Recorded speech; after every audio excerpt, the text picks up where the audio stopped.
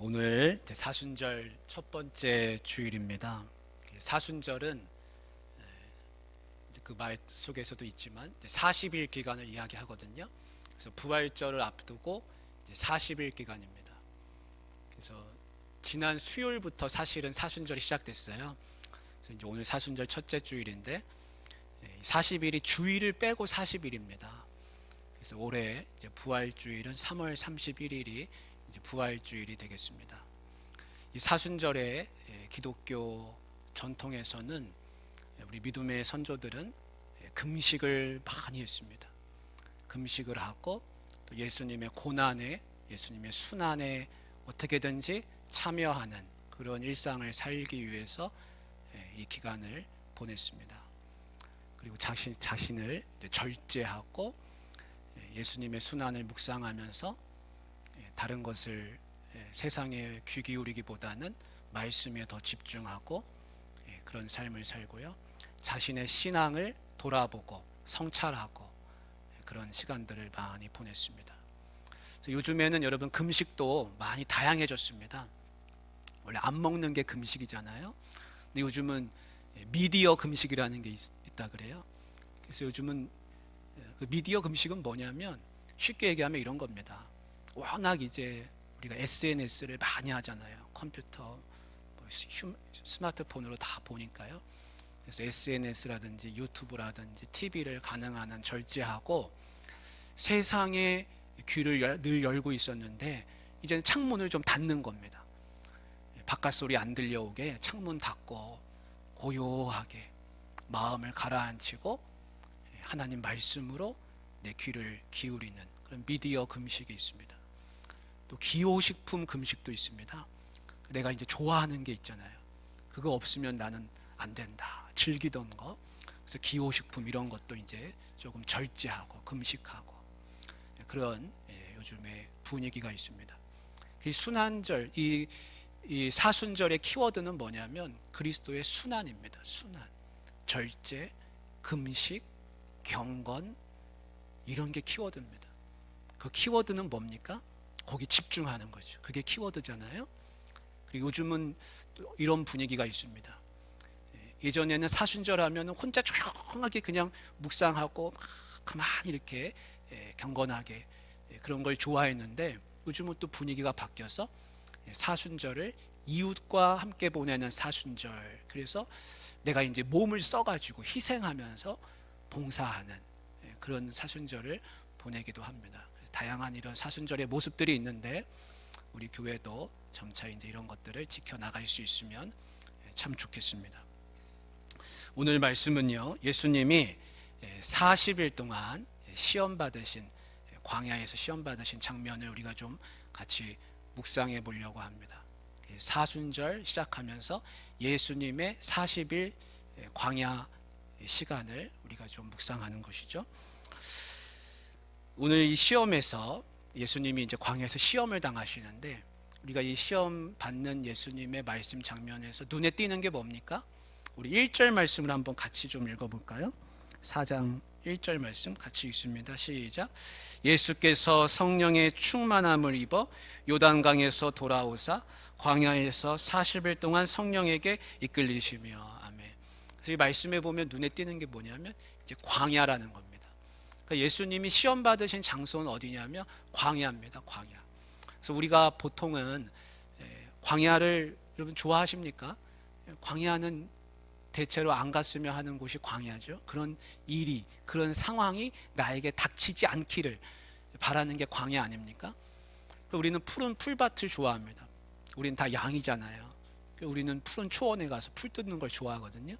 우리는 시내 물에 가서 쉴 만한 물가에 가서 물 마시는 걸 좋아하고 우리는 양이니까 그런 심정이 있습니다. 근데 예수님의 모습을 보면 예수님은 오히려 성령이 충만하실 때 어디로 가셨냐면 광야로 가시더라는 겁니다. 광야. 근데 우리 믿음의 조상들, 성경에 나오는 위대한 인물들을 보면 사실은 광야를 거치지 않은 사람이 없습니다. 다 광야로 갔습니다. 여러분 세례 요한 유대의 광야로 갔습니다. 유대 광야에 가서 진짜 광야의 사람으로 살았습니다. 그래서 그 당시에 사람들이 보기에도 제정신 아니다 라는 소리를 들을 만큼 그 광야에 묻혀 살았습니다. 우리가 잘 아는 엘리야, 구약의 가장 위대한 선지자 중에 한 사람인데, 이 이세벨의 위협에 쫓겨가지고 찾아간 곳이 광야입니다. 제가 그 말씀을 한번 읽어드리겠습니다. 자기 자신은 광야로 들어가 하룻길쯤 가서 한 로뎀나무 아래에 앉아서 자기가 죽기를 원하여 이르되, 여호와여 넉넉하오니 지금 내 생명을 거두시옵소서. 나는 내 조상들보다 낫지 못하나이다. 그 엘리야가 다 포기하고 정말 마음이 죽고 싶은 마음이 생길 만큼 힘이 들어서 찾아간 곳이 광야입니다. 광야. 그러면 정말 죽으려고 들어갔으면 여러분 그 뙤약볕 속에서 있어야 되는 거 아닙니까? 근데 로뎀나무 그늘에 앉았습니다. 거기서 뭐 했냐면요, 기도했습니다. 기도. 하나님, 내가 죽고 싶습니다. 이렇게 힘듭니다.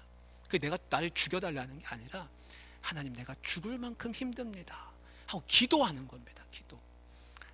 그런데 놀랍게도 성경 말씀에 보면 광야에 찾아 들어간 사람들은 다 회복해서 나옵니다. 제가 그 말씀 읽어드릴게요. 로뎀나무 아래에 누워 자더니 천사가 그를 어루만지며 그에게 이르되, 일어나서 먹으라. 일어나서 먹으라.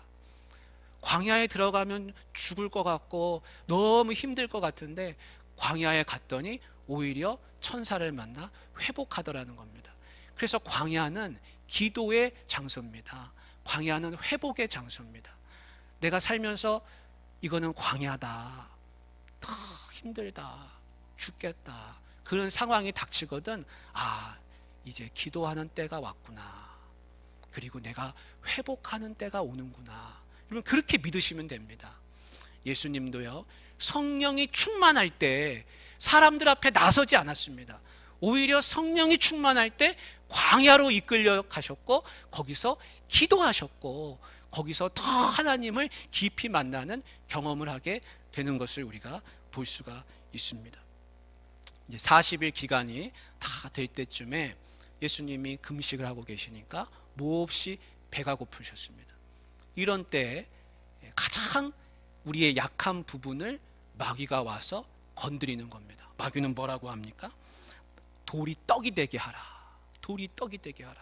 네가 하나님의 아들이거든 돌이 떡이 되게 하라 라는 것입니다. 여러분, 내가 살면서 약한 부분이 있습니다. 그러면 마귀는 그 약한 부분을 와서 건드립니다. 내가 대인관계가 좀 약하잖아요. 그러면 마귀는 와서 그 관계를 어떻게든 건드립니다. 흐트러 놓습니다. 마귀의 주 종목이 이간질이거든요. 그 관계를 벌려놓습니다. 그 관계를 힘들게 합니다. 고리를 끊습니다. 그 약해진 부분을 마귀가 와서 다 끊습니다. 내가 밖에 나가서 회사에서 일은 잘해요.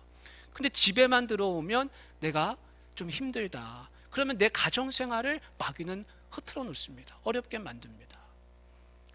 내가 교회에서는 잘하는데 밖에 나가서 내가 잘 못한다. 그 교회에서의 신앙이 바깥에서도 그대로 이어져야 되는데, 바깥에서 나가기, 교회에만 있을 때는 괜찮은데 바깥에만 나가면 마귀가 나를 이상한 데로 끌어가고 자꾸 어려운 자리로 끌어가서 유혹받게 하고 시험당하게 하고, 그 마귀는 내 약한 부분을 건드립니다. 내 성품 중에 약한 부분이 있습니다.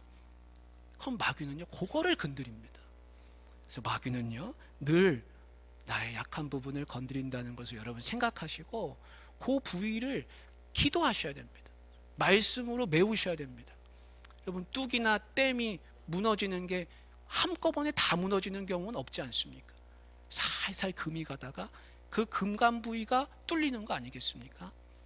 그 약한 부위가 있으면 그걸 평소에 잘 보듬으시기를 바랍니다. 두 번째로 나타난 마귀는요, 예수님을 높은 곳으로 데려갔습니다. 그리고 천하만국을 보여줍니다. 그러면서 하는 말이, 이 천하만국이 다 자기 것이라, 이게 다 내 것인데 나에게 절하면 이것을 다 네게 주리라. 절만 하면 된다는 것입니다. 여러분, 천하만국이 만약에 예수님 손에 들어오면 어떻게 되겠습니까? 예수님이 하나님 나라 전파하는 것이 예수님의 하고 싶어 하시는 일인데, 만약에 천하만국이 다 내 것이면 그 하나님 나라 전파하는 게 얼마나 쉽겠습니까? 다 모든 사람을 다 내 무릎 앞에, 내 앞에 다 무릎 꿇힐 수가 있습니다. 모든 사람 앞에서 높임을 받을 수 있습니다. 그게 얼마나 달콤한 유혹입니까? 근데 예수님은 이 모든 것을 다 거절하십니다. 천하만국을 자기 손에 쥐었던 사람이 있습니다. 알렉산더 대왕이 예전에 그랬습니다. 그래서 저 인도 있는 지역에서부터 시작해서 소아시아, 거의 유럽까지 다 지배하게 됐습니다. 애굽, 이집트까지 다 지배하게 됐습니다. 근데 알렉산더 대왕이 마지막에 죽을 때 사람들이 와가지고 누구를 후계자로 삼겠느냐, 사람들이 와서 다 와서 그거를 후계자를 누구로 삼느냐, 그 문제를 다 물어봅니다. 근데 아무 말도 안 하고 있다가 마지막에 했던 말이 제일 강한 자가 내 후계자다. 그러고는 죽었답니다. 후계자를 안정하고 죽은 거예요. 그래가지고 그 밑에 있던 신하들이 다 반란이 일어나가지고 사분오열돼가지고 그 나라를 다 찢어갔고, 정작 알렉산더 왕의 아들들은 다 살해당했습니다. 살아남은 사람이 없습니다. 여러분, 우리나라도 전 세계 지도를 펴놓고 보면 우리나라가 사실 귀퉁이만한 나라 아닙니까? 저 끝에 걸려있는 그런 반도 국가인데, 그 귀퉁이만한 이 나라를 갖겠다고 얼마나 많은 사람들이 권력 다툼을 하고 그 권력을 차지하기 위해서 피바람을 일으킨 이야기를 우리가 역사책에서 많이 배우지 않습니까?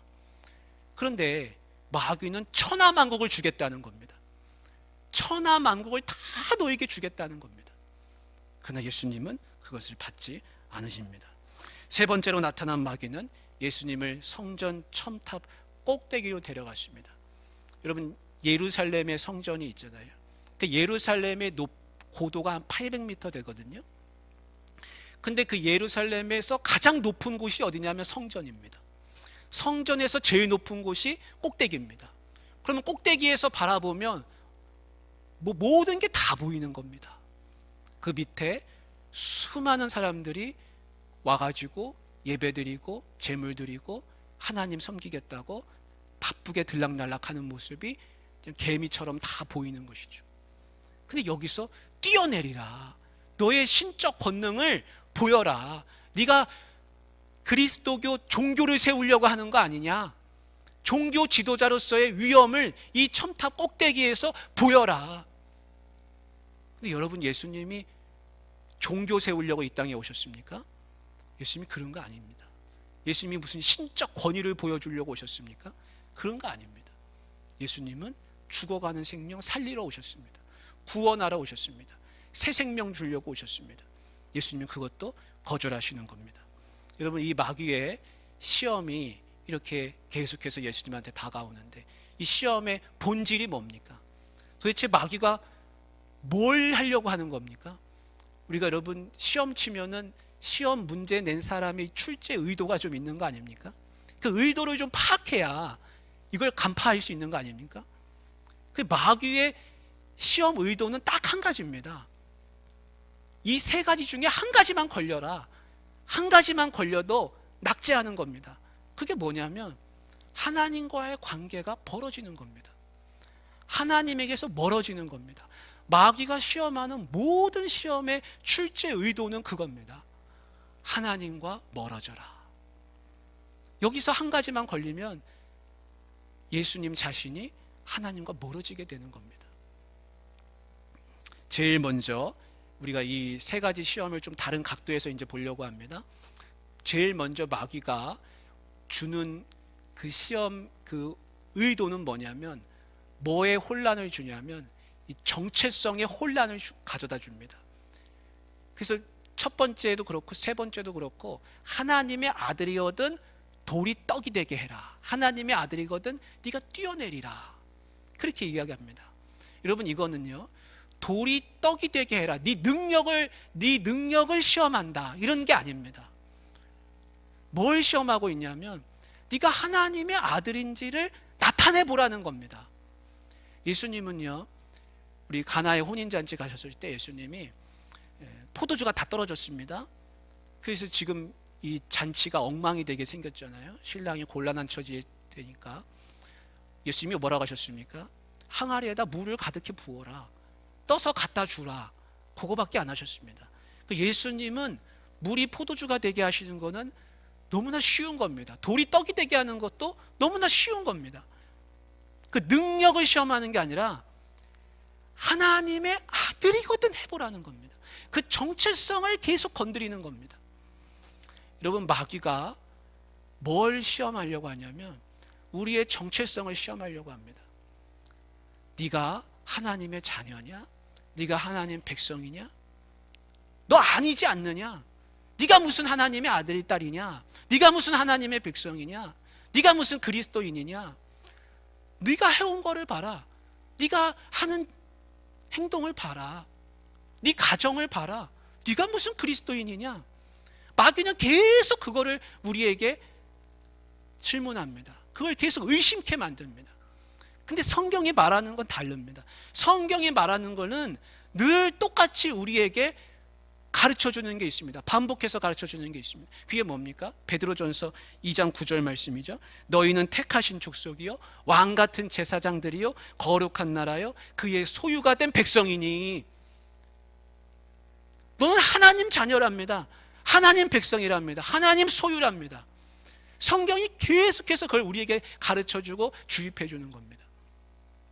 근데 마귀는요, 그게 아니라는 겁니다. 그걸 계속 시험합니다.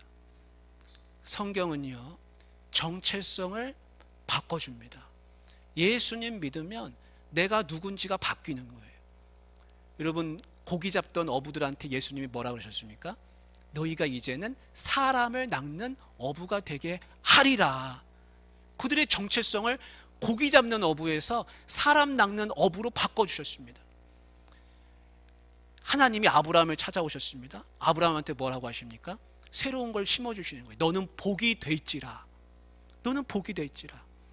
네 아내의 이름을 사레라 하지 말고 사라라 하라. 그가 만국의 어머니가 될 것이다. 바꿔주시는 거예요.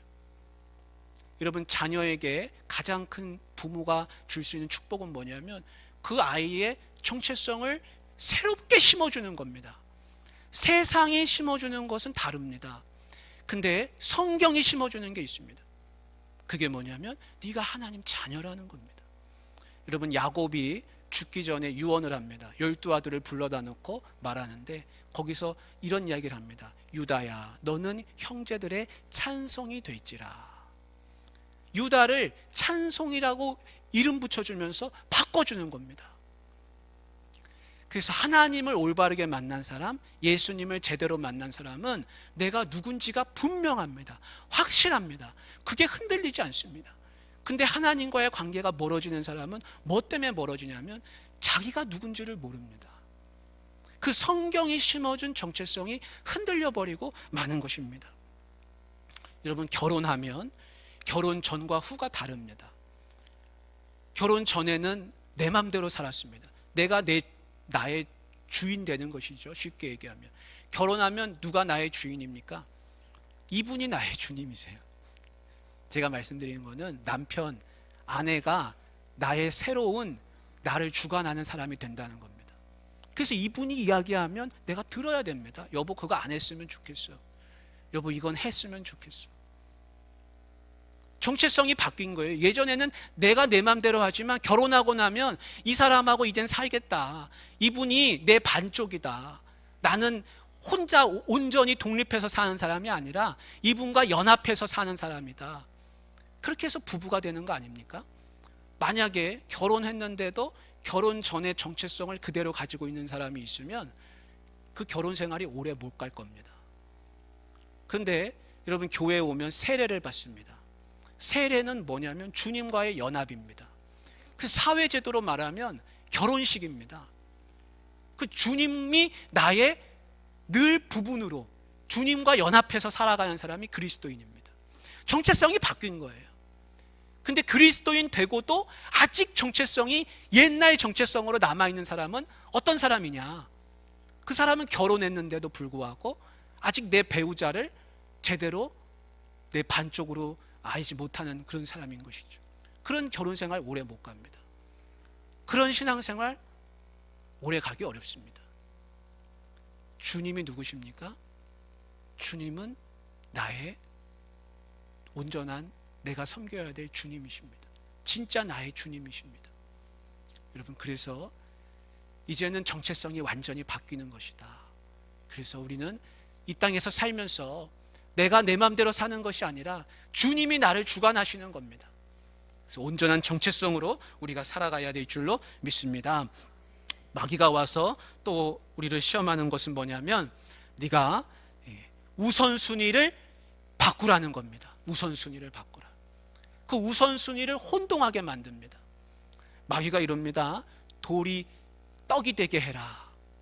지금 네가 배고프고 힘든데 지금 네가 그렇게 금식하는 게, 기도하는 게 무슨 소용이 있냐. 얼른 이 돌이 떡이 되게 해라. 여러분, 예수님한테 지금 기도가 먼저입니까? 아니면 배를 채우는 게 먼저입니까? 기도가 먼저죠. 지금 여기 기도하러 온 거 아닙니까? 근데 떡이 되게, 떡을 자꾸 생각나게 하는 겁니다. 우선순위에게 혼동을 주는 겁니다.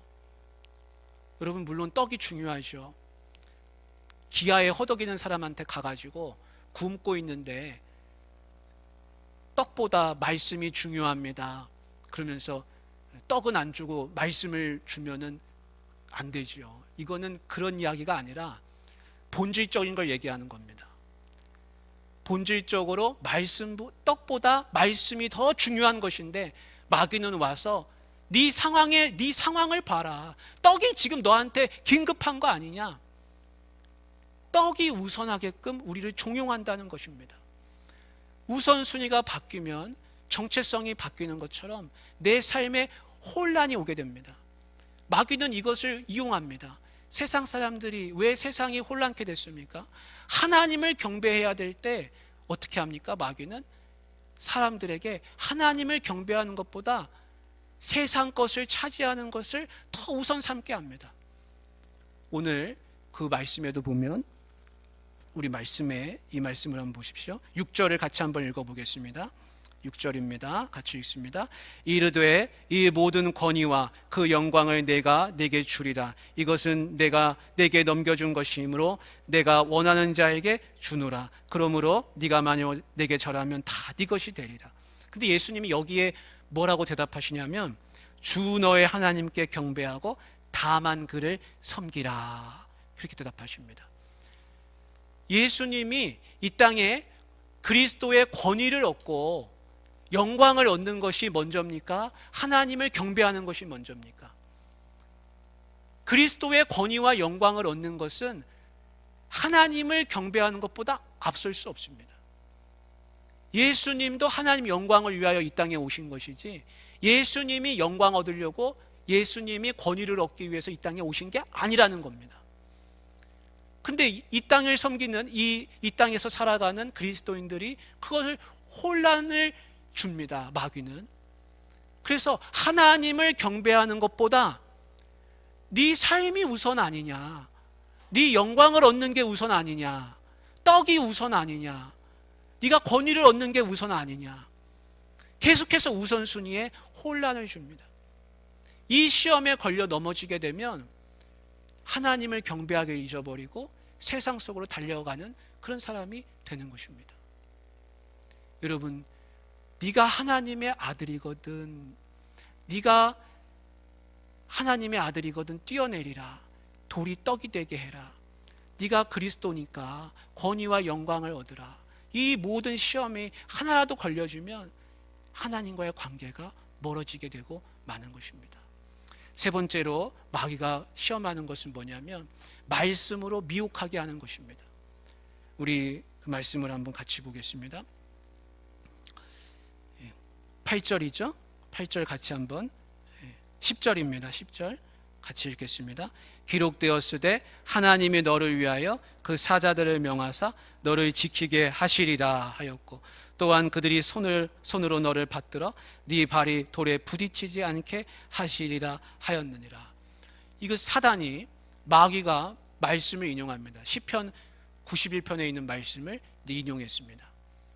네가 여기서 뛰어내리면 천사가 와가지고 너를 붙들어서 네가 하나도 다치지 않게 사뿐하게 너를 받쳐줄 것이다. 다치지 않게 해줄 것이다. 그 말씀이 여기 있잖아요. 그 말씀을 가지고 와서 뛰어내려 보라는 겁니다. 이런 때 깨어있지 않은 사람은 어떻게 하겠습니까? 말씀에서 그렇게 말씀하시네, 이런 말씀이 있네 하고 잘못하면 뛰어내리는 것이죠. 마귀가 시험을 하는데요, 뭘 가지고 시험하냐면 하나님 말씀을 가지고 시험합니다. 이걸 성경에서는 미혹이라 그럽니다. 미혹. 예수님이 뭐라고 하셨냐면 너희가 미혹당하지 말아라. 거짓 선지자들이 나타나서 너희를 미혹할 것이다 그랬습니다. 이 미혹이라는 말의 본뜻은 뭐냐면 속인다는 것입니다. 잘못된 길로 인도한다는 것입니다. 근데 얼마나 달콤합니까? 말씀을 가지고 와서 나한테 이렇게 하라. 그러니까 그 말씀이 맞는 것 같단 말입니다. 마귀는요, 나보다 훨씬 똑똑합니다. 마귀의 주 종목이 속이는 거 아닙니까? 하와도 여기 걸려 넘어가서 속고 말았습니다. 인류 역사상 모든 마귀의 자녀들이 된 사람들은 다 마귀에게 속아 넘어간 겁니다. 근데 속아 넘어갈 때 엉뚱한 데 속아 넘어가는 게 아니라 다 그럴싸한 거에 속아 넘어갑니다. 예수님은 뭐라고 하셨습니까? 주 너의 하나님을 시험하지 말라. 여러분, 예수님도 신명기 말씀 가지고 주 너의 하나님을 시험하지 말라 하시고, 마귀도 시편 말씀 가지고 와가지고 그 말씀 가지고 이야기하는데 똑같이 하나님 말씀을 가지고 이야기하는 거예요. 근데 이것이 나를 미혹하는 말씀인지 아닌지 그럼 내가 어떻게 알겠습니까? 이겁니다. 이 말씀이 그대로 이루어졌을 때 누가 영광을 받을 것이냐를 생각해 보면 됩니다. 이 말씀이 이루어졌을 때 누가 영광 받을 것이냐. 만약에 예수님이 성전 꼭대기에서 뛰어내리면 사람들이 와 하면서 예수님을 우러러 볼 거 아닙니까? 예수님을 높일 거 아닙니까? 와, 천사가 나타나가지고 예수님을 다 사뿐하게 다 바닥에 이렇게 앉혀준 거예요. 그럼 예수님이 영광을 받습니다. 근데 성경 말씀 복음서를 우리가 가만히 관찰하면서 읽어보면 한 번도 예수님은 스스로 영광을 받으신 적이 없습니다. 예수님은 늘 모든 사역을 통해서 하나님이 영광 받으시도록 했지 자기 스스로 영광을 취하신 적이 없습니다. 예수님이 누구를 치유했습니다. 누구를 고쳤습니다. 그러면 그 고침받은 사람이 누구를 찬양하냐면 하나님을 찬양합니다. 예수님은 스스로 영광을 구하신 적이 없습니다. 예수님은 오히려 죽기까지 계속 낮아지셔서 십자가에 달리시기까지 죽으시는 겁니다. 여러분, 그 말씀이 누구를 위한 말씀인가? 그 말씀이 이루어졌을 때 누가 영광을 얻을 것인가를 생각하셔서 어떤 말씀으로 누가 나를 속이려 든다면 그 말씀을 따르지 말고 하나님 영광 올려드리는 말씀 앞에 내가 순종하고 굴복하실 수 있기를 바랍니다. 여러분, 사단은요 말씀을 요리하려고 그래요. 시편 말씀을 들고 와서 이대로 해보라는 겁니다. 근데 예수님은 주 너의 하나님을 시험하지 말라. 말씀 앞에 나를 세우고 말씀 앞에 내가 굴복하고 말씀 앞에 내가 엎드립니다. 그게 말씀을 대하는 태도지, 말씀을 가지고 이용해가지고 내가 뭔가 이 말씀이 그런 게 아니라는 겁니다. 하나님의 말씀은 그렇게 쓰이지 않습니다. 사랑하는 우리 귀한 성도님들, 정체성의 문제에서 절대로 흔들리지 마시길 바랍니다. 세상은요 네 자신을 증명해 보라 그럽니다. 근데 능력으로 증명되는 게 아니라 하나님의 선포의 말씀으로 증명이 됩니다. 너는 내 아들이야. 너는 내 아들딸이야. 내가 내 자신을 하나님의 자녀로 증명할 수 없습니다. 그럴 만한 능력이 나한테는 없습니다. 하나님은요 선포하시는 거예요. 너는 내 아들이야. 너는 내 딸이야. 여러분, 오늘 이 세 가지 시험이 우리에게 늘 동일하게 있다는 것을 기억하시고 하나님의 말씀을 가지고 승리하실 수 있기를 주님의 이름으로 축복합니다. 같이 기도.